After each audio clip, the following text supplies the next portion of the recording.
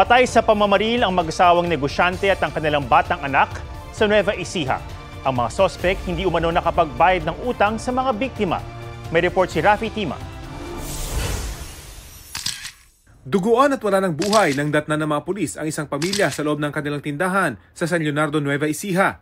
Bandang alauna ng tanghali kahapon nang walang habas na pagbabaril ng 4 na suspect ang mag-asawang negosyante at 10 taong gulang nilang anak.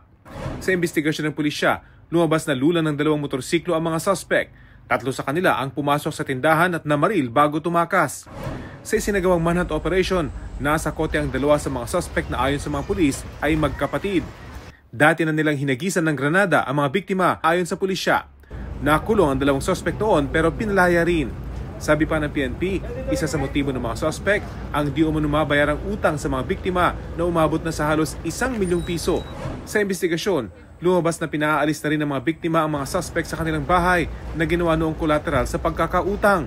Ngayon po dahil hindi na po nakapagbayad tapos may nangyari po kung incident na hinagisa nila ng granada yung pamilya. Parang ang naging settlement nila is nagbayad sila ng 150,000 at ibinigay po nila yung tipo ng lupa para maayos na lang po yung ginawa.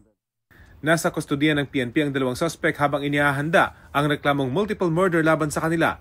Tumanggi magsalita ang isa sa mga suspect habang itinanggi naman ng isa pa ang paratang.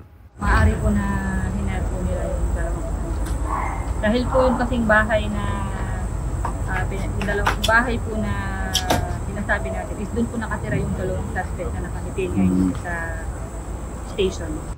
Tumanggi ng humarap sa kamera ang mga kaanak ng 3 biktima pero nananawagan sila ng hustisya. Patuloy ang paghahanap sa 2 pang suspect na nakatakas.